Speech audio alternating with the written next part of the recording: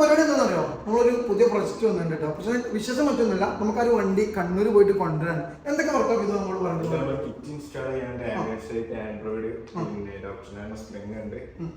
വീലുണ്ട്. ഈ വണ്ടിക്ക് വേറെ രസം കൂടി ഉണ്ട്. ഇത് കസ്റ്റമർ നാട്ടിലല്ല, നാട്ടിലില്ല.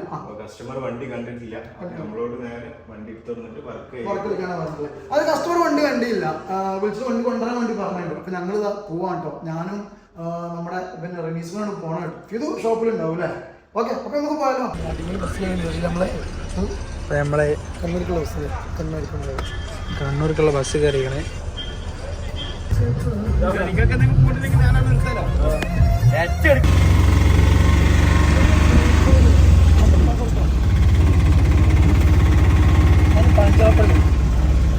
പാഞ്ചിറപ്പള്ളി നമ്മൾ ഓട്ടോ കയറി.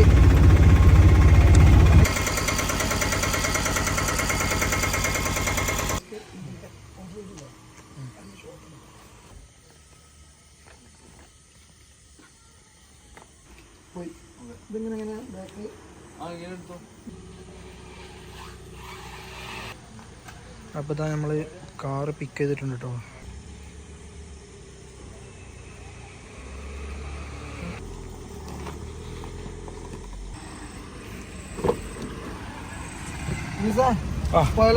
ഓക്കെ, സമയം 10:30 മണിയായി. അപ്പോൾ 10:30 മണിക്ക് വണ്ടി എടുത്തു. അങ്ങനെ ഓരോ വീട്ടിൽ പോയി വണ്ടിയും കാര്യങ്ങളെല്ലാം എടുത്തു. ഇനിയിപ്പോൾ ഫ്യൂലില്ല വണ്ടിയിൽ, ഫ്യൂലും കാര്യങ്ങളൊന്നും ആഡ് ചെയ്യണം. ഇവിടുന്ന് ഏകദേശം ഒരു 1.5 കിലോമീറ്റർ വരെ പമ്പ് ഉണ്ടെന്ന് പറഞ്ഞു. വിട്ടാലോ? ഓക്കെ. 1 കിലോമീറ്റർ ആയില്ല അല്ലേ? 1 കിലോമീറ്റർ ഓടിയില്ല, പമ്പ് കിട്ടിയില്ല. ഫ്യൂൽ അടിക്കണം. ശരിക്കും നമുക്ക് മായിന്ന് അടിച്ചാൽ മതിയായിരുന്നില്ലേ?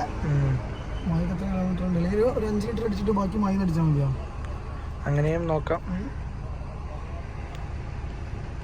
എത്രയാണ്? 846.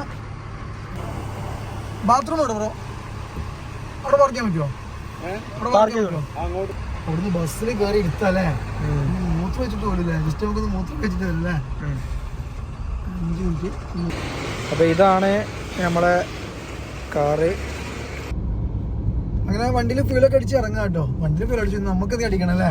വണ്ടിക്ക് ഭക്ഷണം കാര്യങ്ങളൊക്കെ നമ്മൾ കൊടുത്തു. ഇനി നമുക്ക് എന്തെങ്കിലും കഴിക്കണം. അപ്പോൾ നല്ലൊരു ഹോട്ടൽ കാണുകയാണെങ്കിൽ ചോട്ടണം.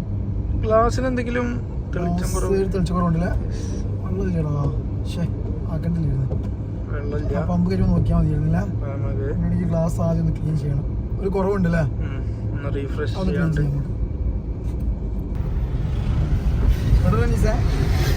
വളപ്പട്ടണം പാലം സ്ഥലത്താണ് നമ്മൾ ഓൺ ദി വേ ആണ്.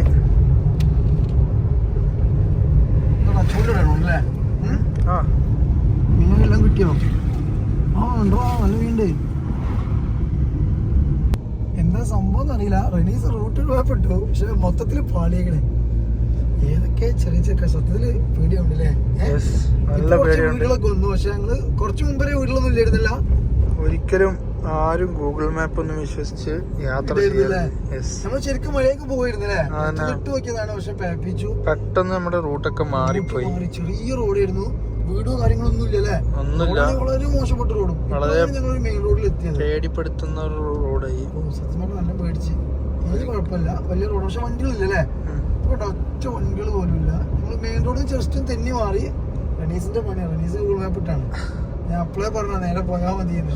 ഒരിക്കലും ഗൂഗിൾ മാപ്പ് ആശ്രയിച്ച് പോകാണ്ടിരിക്കാം അല്ലേ? തിരിച്ചറിവാണ് ഇതൊക്കെ. ഞാൻ കേട്ടാ നേരെ പോട്ടെ. നമ്മളിങ്ങനെ ഏകദേശം നാട്ടിലെത്തിയിട്ടുണ്ട്. അത്യാവശ്യം കിലോമീറ്റർ ഓടാനുണ്ടായിരുന്നു കേട്ടോ.